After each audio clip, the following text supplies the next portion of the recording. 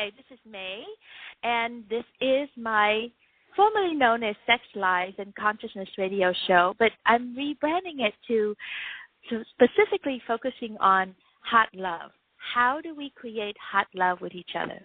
And today we have a really yummy conversation coming up for you.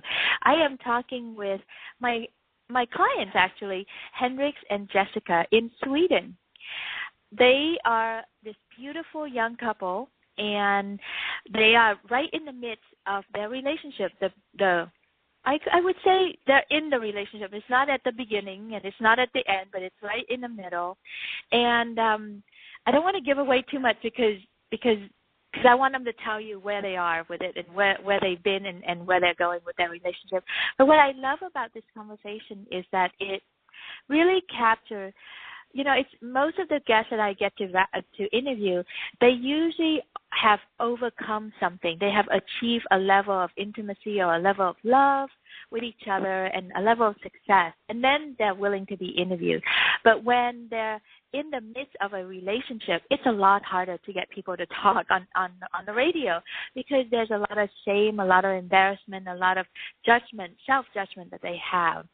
And so for Jessica and Hendrix to share with us where they are in their relationship and where they've been and where they're going, it's just really rich. And it's such a privilege for us to get a glimpse of what's happening and what they are doing to cultivate hot love, to increase the heat, to increase the passion, to increase the joy in their relationship with each other. Life happens, life happens for all of us. The ups and the downs and the sideways and the surprises and the not so delightful stuff always happen. And how do we live through that? How do we deal with it every day in everyday life with each other? So that's what you're about to listen to.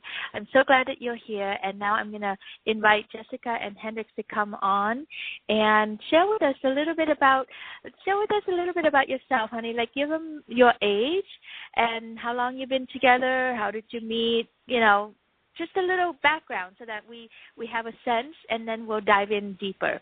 Jessica, would you like to start us? Yeah, sure. Hi, I'm Jessica, and I'm 37. I met Henrik 8 years ago, and I call him my e-darling because I met him on the internet. We got a son 3 years ago. Congratulations. To me, that's part of your hot love. It's easier to create hot love with each other when it's just you and your man, but it's a lot harder when you have a child in there, and a child under 5 is so demanding, and it really takes everything you have, so it's draining for both mom and dad. So I totally honor your parenthood, and I honor your son, and I honor what you both have to do to make this relationship work. Hendrix, jump in, honey. How old are you, and what else do you want to add to your background for us? Well, I'm 38 years old, and like Jessica said, 8 years ago we met through the internet. And when you met Jessica, what was it like for you? It was very exciting because we connected right away. We had when we read our profiles, we kind of, is this possible? That's our reaction from both sides, I think.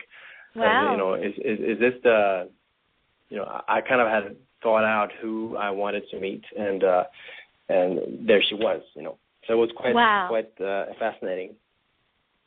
And so you didn't waste any time resisting each other. It's like, wow, it's possible, and you just received it and just went forward with it.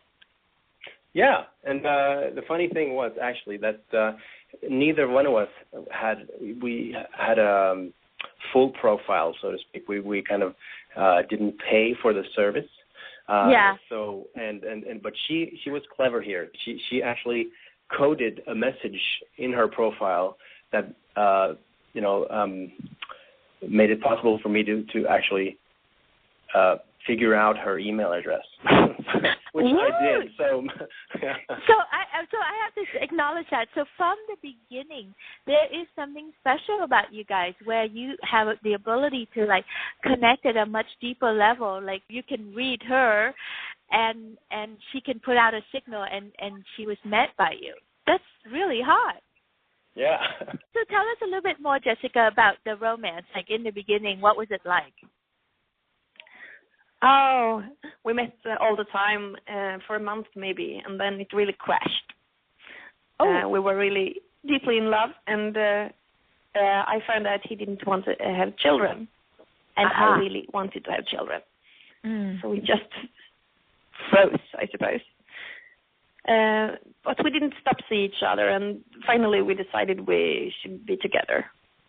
So let's get with the romance more. So then it crashed, and then you still stay together, and you started moving in, and were things always good, or was there a pattern, or was there a fight, or what happened next? Well, we had actually from very much the beginning a project together in a business on the side, and we kind of grew into business partners more or less, and got lost in that, and we kind of didn't attend to our loving relationship as much as our business relationship, basically. So that kind of distracted us a bit. So you don't. So then the passion went down and the work went up. But we grew. I suppose that's what we always wanted and always want to have in the future too. We grew together, and we really enjoyed that. We had a lot of education and learned a lot of personal development for ourselves. So it was fun on that behalf. But we lost each other as a couple, sort of, until we decided to leave it. So say that again. So you, even though you were having fun intellectually and work-wise, you lost each other like at the emotional or the passion level. Did I get that right? Yeah, and in the same time we got a child. So I suppose it interacted with that too. Oh, totally. Leo was born 8 weeks before time. So he was quite a demanding kid to have because he had to be fed every 2 hours. Wow. So we were quite tired in the beginning. Yep. So there's no time for each other, only time for survival and the kid and getting things done. That's right. That's hard. That's really, really hard. Yep. And then what happened? Did you start to want to leave? Did you start to think, oh my gosh, maybe this is not the guy? Or I think like 1.5 years ago, when Leo was 1.5, we started to talk and decided to leave that project. Henrik had been working on it even during after Leo was born, but I had stopped. But we decided then we should leave this for a while anyway, and we did. And then we were really lost because this was the thing we did together all the time. Right. What are we going to do now? What should I have? Which goals do I want to have? Which goals should he have? Or what do he want? What does he want? And that was the scary part because he wanted everything else than me. So the common goal was this old business that held you together. You lost the sex and the passion, and then you had a child, so that held you guys together. And then the business, you decided to let go of the business, so then you were lost. It's like, so now you were co-parents, but you didn't have the common passion, whether it's sex in the bedroom or work in a real life to like pull you together and make it exciting. Is that right? Yeah, exactly. Who are we now, basically? Who are we now as a couple? Yeah, right. and who am I, and who are you, and who are we? That's a big question. And what was that like? Was that painful? Was that challenging? Was it hurtful? What was that like? I think there was some kind of relief also. It was not all hard because, we've been focusing on this project for so long and so much that it was kind of felt good to actually get some space around us. Yeah. But on the other hand, we were lost. We didn't know where to look, where to focus, and where to go. So that was kind of very confusing. And what was that like for you, Jessica? I felt lots of relief because I had a lot of bad consciousness about what I should and shouldn't do with the business, and that I should work more than I did. So I was really relieved to just be able to be more, be free, just be me. But I didn't know what to be me was like anymore. So it was starting a new journey, and quite soon into that, one of my colleagues died in a really stupid bus accident when we were going home from a party thrown by the company. And that really put me into some post-traumatic stress syndrome. So I had to go to a shrink, and all my summer was really... She went into post-traumatic stress, and then what happened to the relationship? Yeah, I was really scared all the time, and I got really into that. I didn't have any control over life and death, but it didn't tell on the surface. I thought it did, but after a while, we started talking about it. It took 2 months or something, and I was scared all the time, but Henrik told me he couldn't tell. Or I wasn't paying attention. Or both, or all the above, or both, right? Probably both, yeah. This happens with couples all the time. When we have our own passion on the side, it's really hard to stay connected and share the passion and keep it growing with each other. And then what happens? So then, when does the thought in your head, Jessica, that maybe this is not the one. Maybe I made a mistake. Maybe I should go. Maybe I should leave. Maybe he better do something differently or else. When does that start? It was during that time when he didn't see how bad I felt. Yeah. And he focused on starting a new company that I really didn't like him to do, but I had said yes, so I suppose I was confusing him too. But somewhere in that, I started feeling like I was making all the money, providing for us all, taking care of everything at home, taking care of the son. I started to feel that all the responsibility was on me, and then I was thinking, is this the way I should live? This is a very hard place for couples to be in. For some reason, it still is very traditional that the man should be making the money, and if things goes bad, the woman is at home and the man is taken care of. But when it's a reverse, when the woman has to take care of the relationship and financially and emotionally, it gets really, really sideways really fast. Give us a little glimpse of what it was like to live with Jessica being disappointed with you. Well, she started to speak her mind a lot more. She didn't hold back. Yeah. And I found out stuff that I didn't know about at all. It was very emotionally charged. I kind of felt an urge to call one of my coaching friends. I knew she was doing a lot of things and making things happen all the time. So I called her and I went out of town for like 2 or 3 days visiting her. During that weekend, she helped me find a way to change our relationship. Just introduced a way to connect in a relationship. And I when I heard about it and the results it was pointing to, I was very I felt immediately, this is what we need now. This is exactly what we need, and I think it will change everything. Yeah. And since it was a topic that was very intimate and private, and even though we were in a relationship together, it was kind of something that we didn't talk about that much, sexuality. Right. And so yeah. I used to highlight that, like here you are a couple, by then it's about 6-7 years together, you had a son together, and just so typical of human condition, right? We don't talk about our sexuality together, even though we have sex together.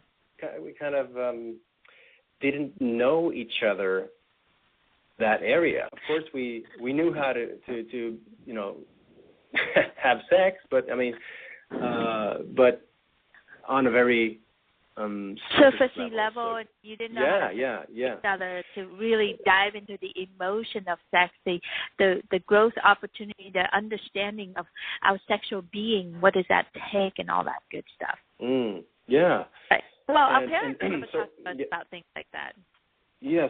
So I didn't know how to approach Jessica about this, because it's a very sensitive subject, and but I got some support from my friend and some resources, and then I kind of started to talk about the results, what I saw in this, that what results I think will help us. Yeah. And so she was very, very interested. She was very interested about that. This is also very fascinating, because most couple, when they get into this place where the passion goes away, everybody's confused. One person is angry. Either the woman or the man in the relationship is really angry, and blaming. They usually go to having an affair. They don't go to learning about sexuality. So I want to just highlight that. Here it is, you did something very different. So having hot love in our life is a cultivation. It's we always have to be working on the relationship, working on ourselves and our own sexuality and our own emotional health, so that we can create hot love with each other and for ourselves. Henrik, you went off and learned about sexuality. You didn't go off and have an affair with a woman and then come back and say, I want a divorce or I want to leave. That's really admirable, and by the luck of some star out there, right? That you went down that path. It's super awesome. Yeah. I was shocked, and when he told me this, because he was really shy about talking about sex. So just because it was so strange that he took this up, I got so curious, and I was willing to do anything because we were really coming to an end. Oh my gosh, and there's another thing that we have to talk about. We have to highlight both sides here. So then, Jessica, on your side, most women in your situation, when the relationship goes bad and then the boyfriend goes away for a weekend or something and come back and all talking about sex, most of the women go to resistance. They shut down. They go to being shamed about their sex. Oh, so I'm not good enough for you, huh? You have to go learn it somewhere else. Or they go to blaming because they're so afraid to open up their sexuality or open up the connection to that. And you didn't do that. You got curious. You got excited. You trusted your man. I'm just these are the things that are cornerstones of what helps your relationship turn around. It was so far from what he would do, so that got me really curious. Yeah, so you were receiving him rather than rejecting him. So then, did you go do it together? Was this the orgasmic meditation process, or what was it? Yes, yeah. Okay, great. So you learned it from Maria. Yeah. Awesome. Maria is our mutual friend. I know Maria from the United States, and I actually trained Maria on orgasmic meditation, and Maria took it back to Sweden. And then Maria, I guess, Hendricks, you worked with Maria, and she taught you the concept of that. Is that right? Yeah. Yeah. Okay, great. And then you brought it home to your to Jessica, your partner, and then you said yes, you received it. Awesome. And then what happened to the relationship? Did it get better right away, or did it change, or what happened? Yeah, things started to change very quickly. We started since part of this practice is sharing a lot of what we want. Yeah. We started to actually talk and say out loud things that were only in our heads before. And a lot of assumptions and stuff like that kind of started to fall away. Yeah. Because we got surprised by I didn't know she wanted that. So that was really cool, and but it was also scary to talk about and reveal what you wanted. Right. Because so you don't know how it's going to be received. So both of you learn to communicate your sexuality, your desire, what you want. And that's a really hard thing. Most people, when they're invited to learn how to do that, they run the other direction. Like, no, not today. Yeah. But that's a really good idea, but I'm going to wait until my underwear dries. And then I'll go do that. My hair's this way or something. They always have some weird reason, like why they wouldn't want to do that. Yeah, but they want good sex. They want hot love. They want hot romance in their life, but they don't know how to ask for it. They don't know what they want, and they don't know how to describe it and cultivate it with each other. So you learn the first step, which is how to even get aware to what you want and speak it to each other. Yeah. Super. And so then did it fix everything? Did the relationship thrive, or did it get hard again? It got worse because I learned to speak my truth. Yeah. So okay. I really learned to tell what I wanted without taking care of anyone else. So let's slow this down. I don't mean for this conversation to turn to all about me, but I want to capture this part first because this is really important. A lot of women, and men too, but let's talk to the women for now. A lot of women, first we suppress ourselves, we walk on eggshells, we don't speak what we want, we don't know what we want, and then we don't speak what we want, and then we become resentful for not getting what we want. And then when we are taught to speak what we want, we speak it in such a manner that is so hard for the other person to receive or to co-create with us. In fact, we kind of use it as a way to blame and shame the other person, to demand it from the other person instead of to really co-create. Is that true, Jessica? Yeah. I destroyed him, I think. I told him about his company. Yeah? And what he wanted to do because I couldn't take it anymore. Yeah. What was it like for you, Henrik, when Jessica learned to have her voice and started speaking her truth in a way that was really, I don't know, you have to fill in the blank. What was it like for you when you started speaking up? It was tough, let me tell you. It was really tough to hear because there was so much that I think that she had walked around thinking about, but not saying, and it all piled up. So basically, I had every day. That's what I remember. But I think that was every day that I heard something. And I felt so inadequate and frustrated and sad and angry and pissed off and I just felt like she's dumping all this crap on me and I don't know where to go because everything that comes out of her mouth is kind of putting me down. Putting me down. And I felt kind of crushed every day, and it was horrible. Right.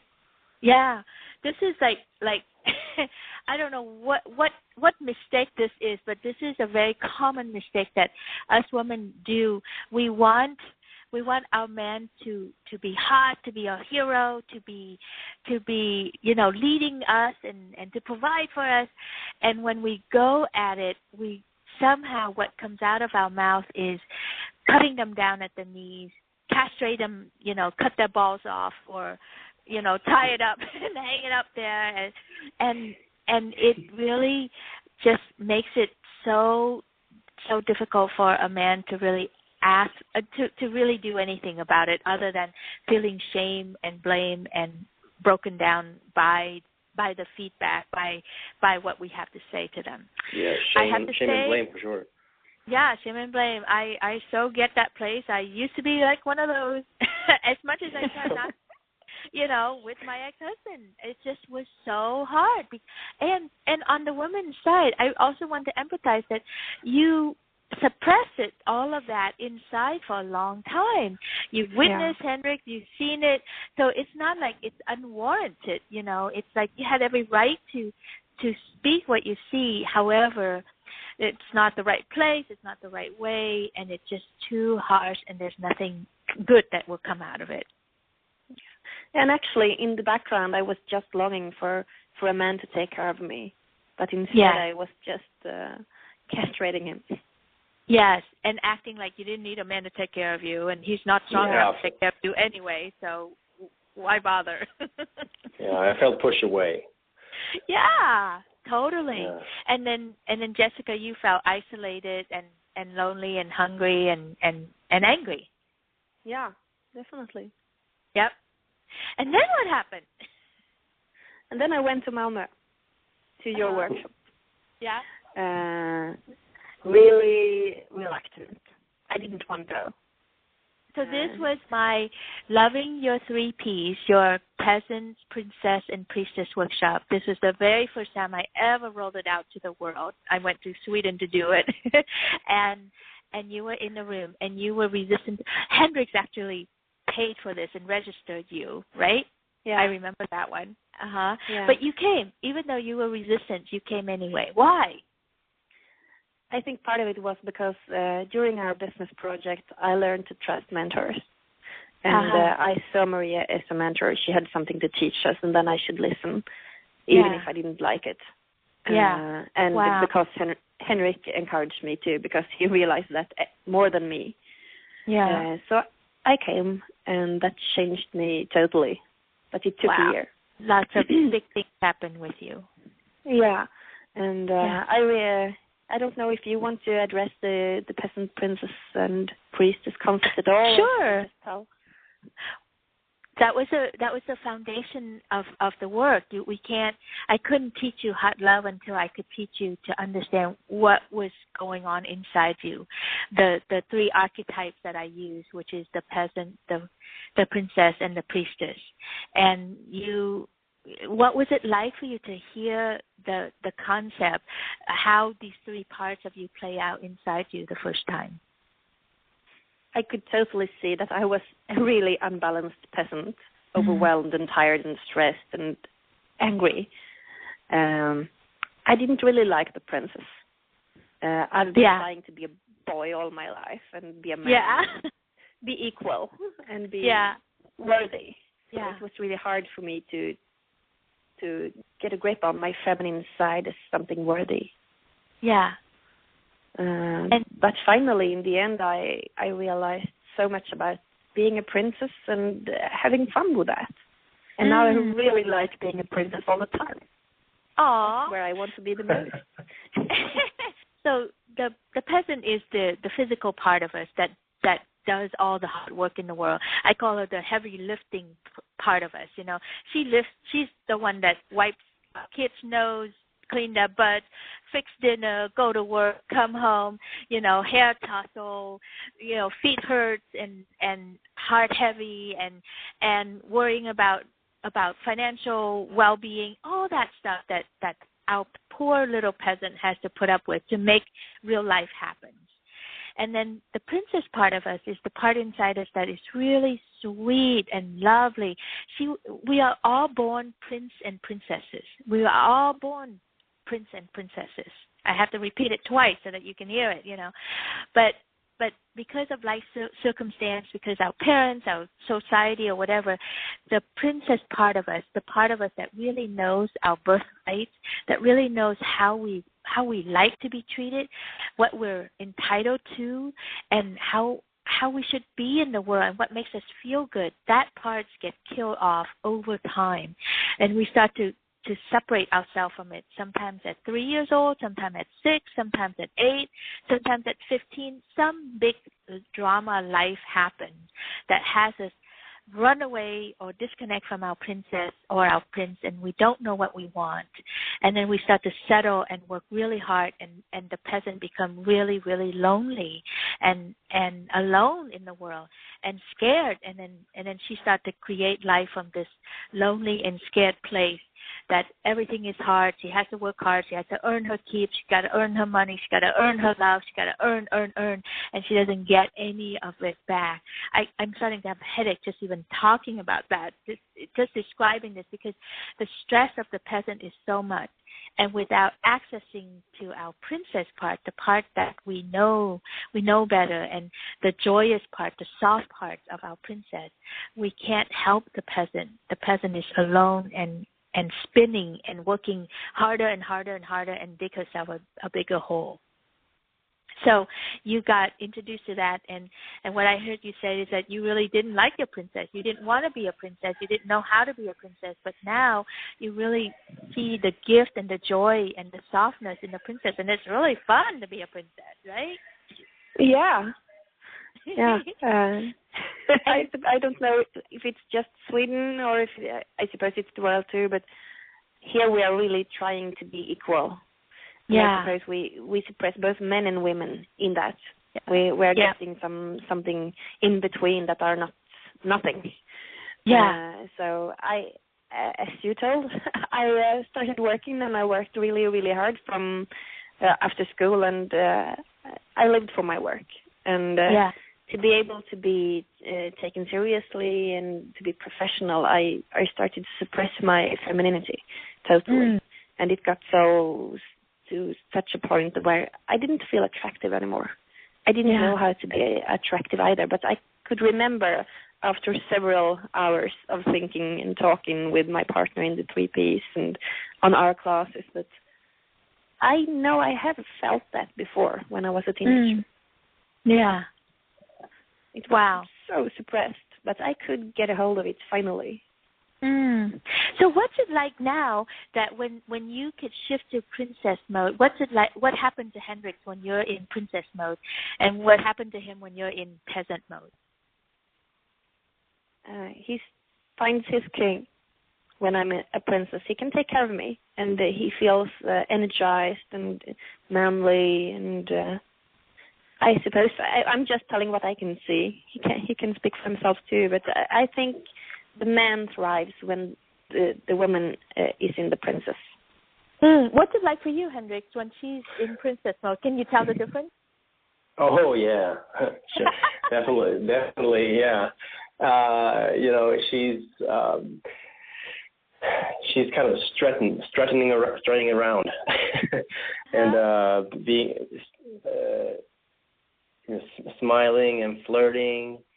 And she wants to be taken care of, and I love that. To actually get to take care of her, because the peasant can take care of herself. Yeah. Who needs you? She doesn't need a man to do that. You know, and that's where we guys are kind of left out. We kind of turn into these men that kind of walk behind our women, our peasant women, and they're taking care of themselves. They're taking the lead, and we're kind of shrinking as men behind them. Yeah. So when the princess, sometimes Henrik, sometimes we let you carry our purses when we go to the bathroom. Yeah.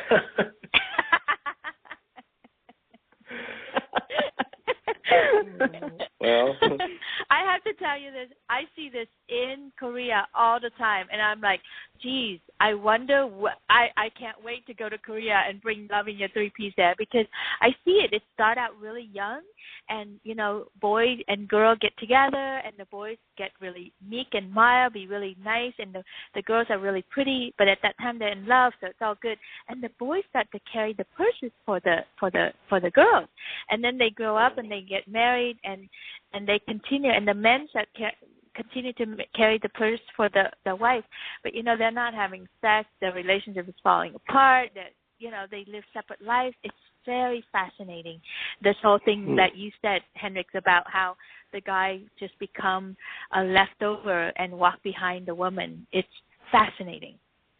Yeah. Yeah, and then so what happens? So when she's a peasant, you're not needed, but when she goes to princess, you feel like what? I feel appreciated, and I feel like a man.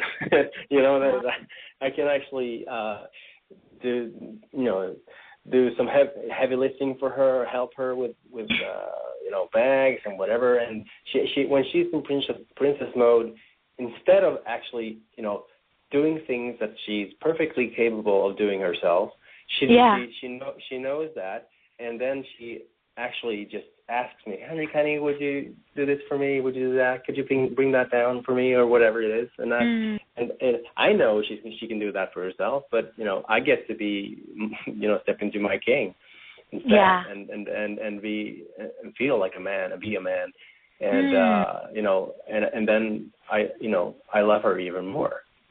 Ha! Fascinating! Yay! Well, I know that for myself, my life changed completely when I discovered that every man wants a princess to worship, to take care of. Yeah.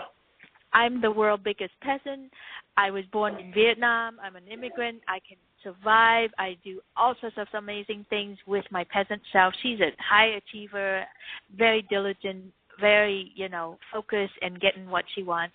And I realized that, oh my gosh, that wasn't getting me the love, the quality of love that I want. I was able to attract and have a man who was very loyal and very loving to me, but our love wasn't hot. It wasn't passionate, and what was missing, and it didn't have the charge that we both were hungering for, until when I learned, unfortunately, I had to break that marriage up in order for me to learn these lessons. And so that's why I want to do this work with couples, and is that you don't have to break up your marriage to learn this, how do you shift that dynamic so that even if you're in a relationship 8, 10, 20 years, you can still look at each other and flirt and have passionate, wet, amazing sex with each other, and that your business relationship, your everyday stuff, is still hot and loving and connecting. It's super fun. Yeah.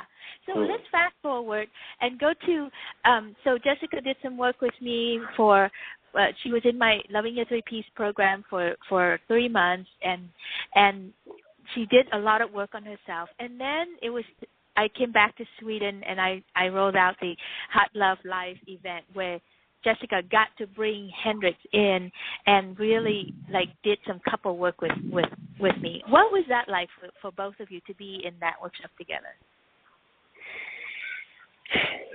Well, I had heard Jessica speak about this three-piece concept during the year, and I had learned some, and was quite interested in it since I had watched her change, and then I was quite intrigued when I heard that you were coming and doing this couples thing where I could learn from my side, from the male side, about the concepts of the male peasants and the king and the Merlin and the wizard, the wizard, exactly. So and when that changed a whole lot of things for me, because I there was an equivalent of the princess, or maybe the king energy taking care of the princess. So when I had some an energy to step into as a man, that totally changed things for me. So it was very transforming, I would say. So I it was so transforming just watching you during that event. And so you came in with a really being a very earnest, likable guy who wants so much to please and do it right, to stepping into this king-like place where you took action and you made things happen. And even during that event, you made big things happen, and it was so much fun to watch you. And you walk away taller and a totally different man. Yeah, that's how I felt too, taller. and so I want you to share that event that you did for Jessica and for yourself, that whole hot thing that you did that you shared on Facebook with us. Will you talk a little? Will you share that story, that part? Oh yeah, okay. Well, yeah. About the train recently? station and the meeting. Yeah. The text. Oh, the texting. Okay. Well, I actually spoiled a surprise for her about a concert that we wanted to go to. But I made another surprise for her before that, so which she didn't know about. So I emailed her on her work email, just giving her very short instructions. One, make sure you quit your job at 5 p.m. Period. Right. So hang on. So quit your work, not your job. You quit working today at 5 p.m. Yeah. Sorry. Quit your work. That's a big difference. Yeah. Quit your work. Exactly. Okay. Good noticing. That's fine. And then put your ass on a tram that leaves so and so time and get off at that X station. I love it. And wait for further instructions. Did you actually say put your ass on the tram, on the train at such and such, and arrive at such and such, and wait for instructions? No, actually, I didn't do that in the actual email. I just wrote that on Facebook, but that was the energy around it. Well, I love it because that's so different from the original energy of being a nice guy who takes care of his girlfriend, right, Jessica? Yeah. I loved it. And I got the response. The response I got back was like, I love it. What was different about that? Well, let's finish the story, and then I'll ask what was different about that. So then what happened? Well, Jessica, you tell the rest. So then okay. What happened to you? I got off at the tram station told and waited, and nothing happened at first. And then I got an SMS to go to a certain bar, and I didn't know about it, so I had to look for it a while, but I found it. Yeah. And I went in, and in the text I got, it said, go to the bar and tell that you wait, the bartender that you were waiting for a friend. Yeah. Unfortunately, I met some colleagues on the way in.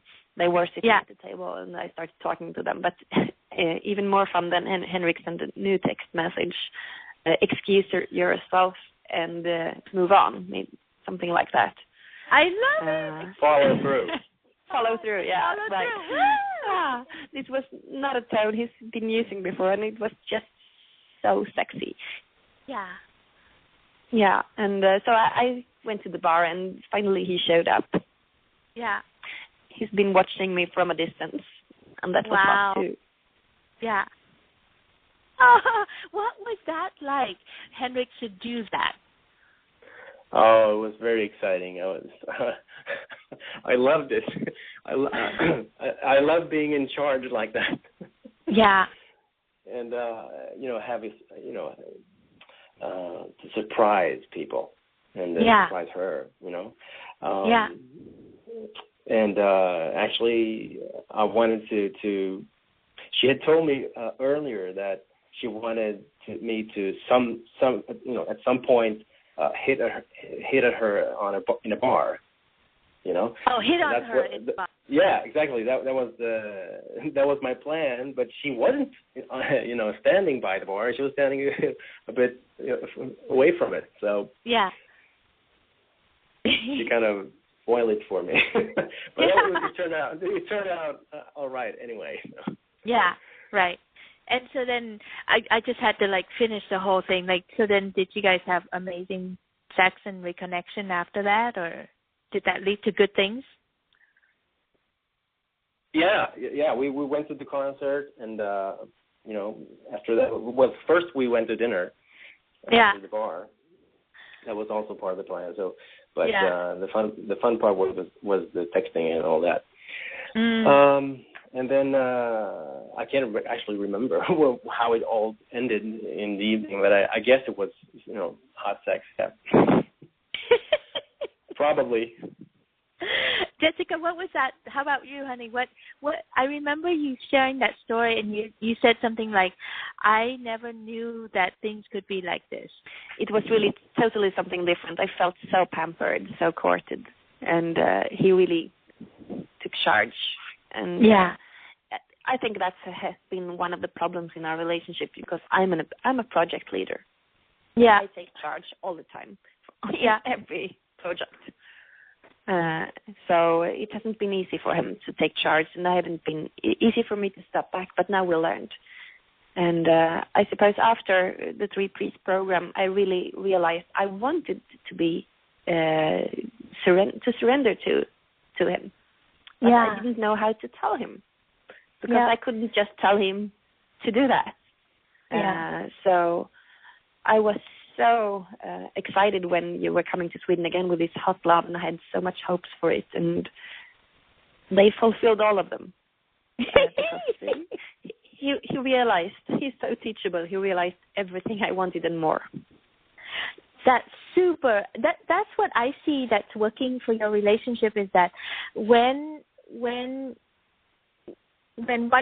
of you lead, the other one follow. When Henrik leads, you follow Jessica, and when you lead Jessica, Henrik follow. And I think that's more important than any awesome program out there. I mean, I do love my work, and I do love what I'm bringing to people, but I really think the quality of how you are in relationship with each other, the invisible stuff, your willingness to be led by each other, says so much about your outcome and what's possible. So as we look forward, what's possible in your relationship? What do you see now? And earlier you said something too, that before doing work with me, you were constantly talking about leaving, splitting, maybe we should quit, all that stuff, right? And then what happened, Jessica? Actually, I said that quite recently. I suppose starting this autumn, I really put down my foot to say, we have to change things or we have to separate. It was before the Hot Love event. And Henrik really stepped up to that too, and started making changes that we needed. But after the Hot Love event, I stopped thinking about the separation, because I could see again and again, he's been showing me so many times in our relationship that when it's really heating up, he's there. He's doing something to change our situation so we can move forward. And I was not willing to give that up. And I can't see how I would ever give this up now, because we can go through these things, and there's endless possibilities for us. Wow. That's so amazing. So I was going to jump in and say that's what hot love is.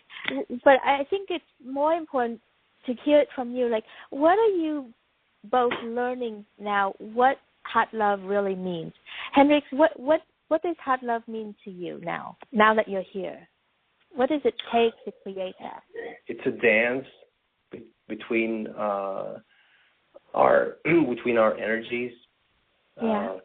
About the feminine and the masculine energy, instead of kind of trying to fit in to one kind of energy. Women should be more like men, or men should be more like women. No, we are men and we are women, and we just have to learn about each other's energies.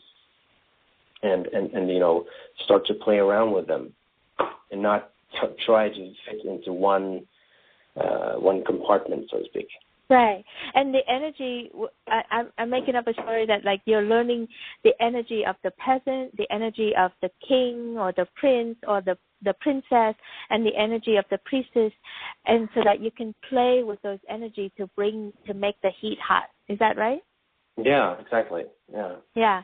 And most people don't define these things for us, so it's kind of like confusing. And this is why in relationship, especially long-term relationship or marriages, things fall apart because you don't know how to work with these energy. How about you, Jessica? What do you think of now when you think of hot love? What does that mean to you? First of all, I've been thinking a lot about sex. And we've been having a lot of sex, of course, too. We haven't been speaking a lot about that, but it's really transformed too. We're really having fun with that, and we're really, really open. I was really shy before. I can tell him everything now. Not really, but I have more to evolve too. But it's a really deep connection. Yeah, and we bring that into the real life too. On the ordinary life, and there is so much more in the intimacy, in the communication, and how to express love and give each other free in this. And I know that will be a journey for me, because I've been wanting us to want the same things, and we don't. So, but we have been wanting the same things lots of the time. So it's a journey for us to be really open to each other and find ways to let free in the relationship, to do stuff that we want to. Awesome. So have you had any conflicts since the Hot Love Live event? I don't think so. Do we? Good question.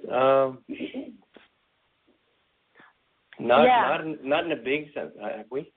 Yes, last weekend we really had a conflict about sitting in the fire. Oh yeah, exactly, yeah. Yeah. It wasn't that big though. No, actually, it could have been. Yeah, it could have been. I was kind of sorry. Yeah, speak on. Well, we were having this discussion, and I kind of, when it got uncomfortable enough for me, I started doing what I had always done, which is kind of stand up and basically walk out of the room.